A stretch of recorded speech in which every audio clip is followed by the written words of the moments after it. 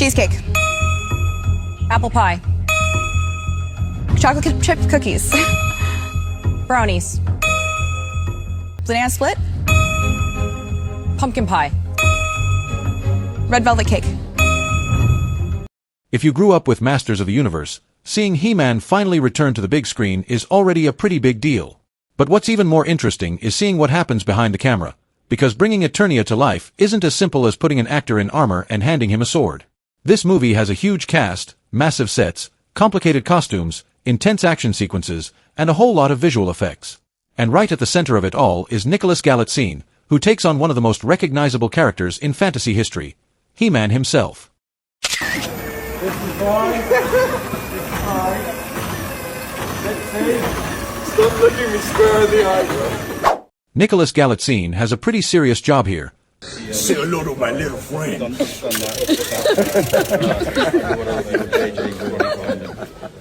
Because He-Man isn't exactly a character you can casually play. The moment he puts on that armor and picks up the Sword of Power, audiences are going to compare him with the version of He-Man they've known for decades. So Nicholas had to do more than simply look the part. He had to build the physical presence of He-Man, learn how to move like a warrior, and get comfortable with the kind of action scenes that require a lot more preparation than what we see in the final movie.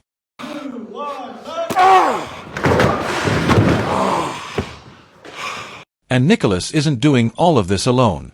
One of the most important characters beside him is Teela, played by Camila Mendes. Teela isn't just there to stand next to He-Man.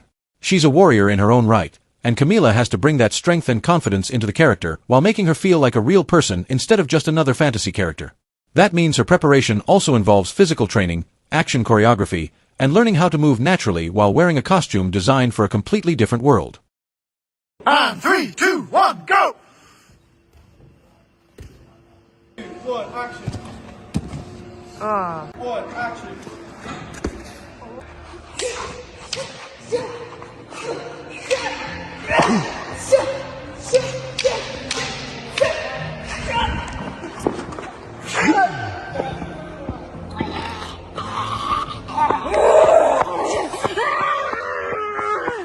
Then there's Jared Leto, who takes on the role of Skeletor.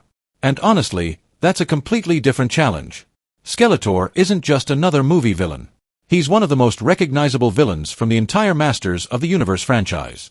So Jared has to find a way to make this character feel threatening and believable while still preserving the personality that makes Skeletor, well, Skeletor. And that's a pretty difficult balance to pull off in live action. And 3, 2, 1, action!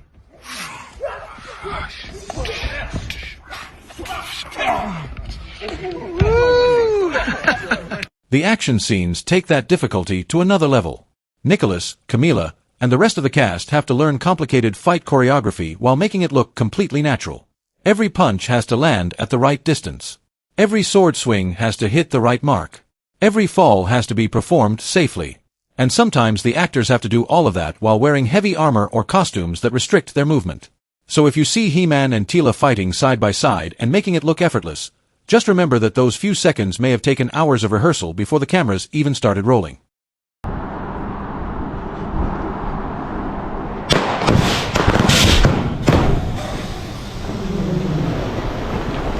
Cut. Everyone okay? And then there are the weapons.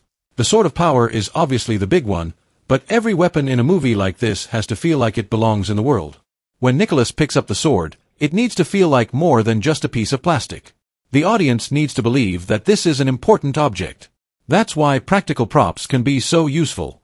When an actor actually holds something, they can feel its weight and naturally adjust their movements around it. It becomes part of the performance instead of something they have to imagine. The same philosophy applies to the sets. Eternia has to feel like an actual place, not just a collection of computer-generated backgrounds. That's why practical sets and physical props can make such a difference.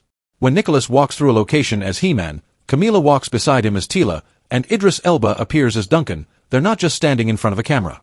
They're interacting with an environment that helps them understand where their characters actually are. And the more believable the environment feels to the actors, the easier it becomes for them to sell that world to the audience. But of course, a huge fantasy production also means a lot of CGI.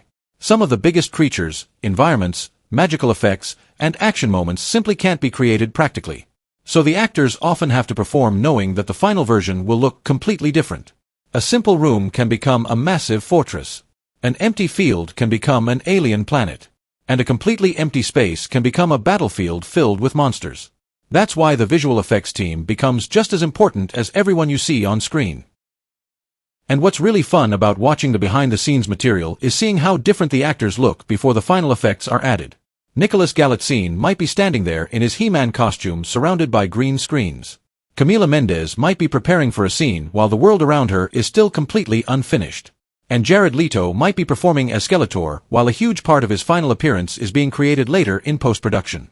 Then the visual effects artists take all of that raw footage and turn it into the world we've been waiting to see. Yep.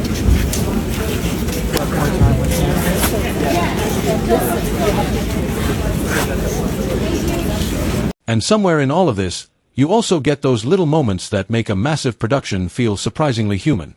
Actors joke around between takes. Someone messes up a line.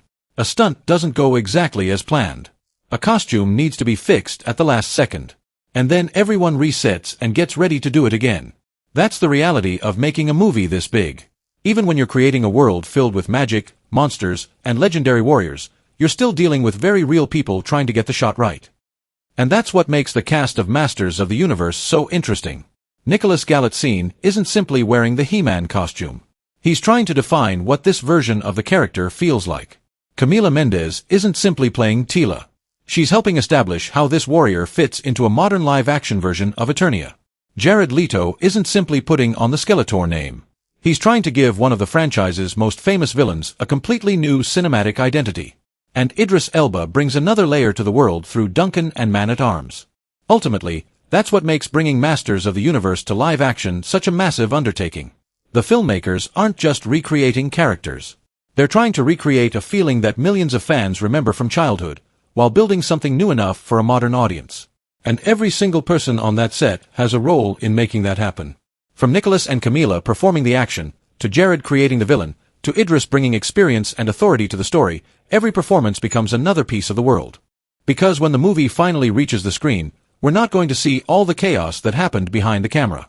We won't see the hours of training, the endless rehearsals, the costume adjustments, the green screens, or the hundreds of crew members working just outside the frame. We're simply going to see He-Man standing there with a sword of power, Teela fighting beside him, Skeletor threatening everything they've built, and Eternia finally looking like a real place.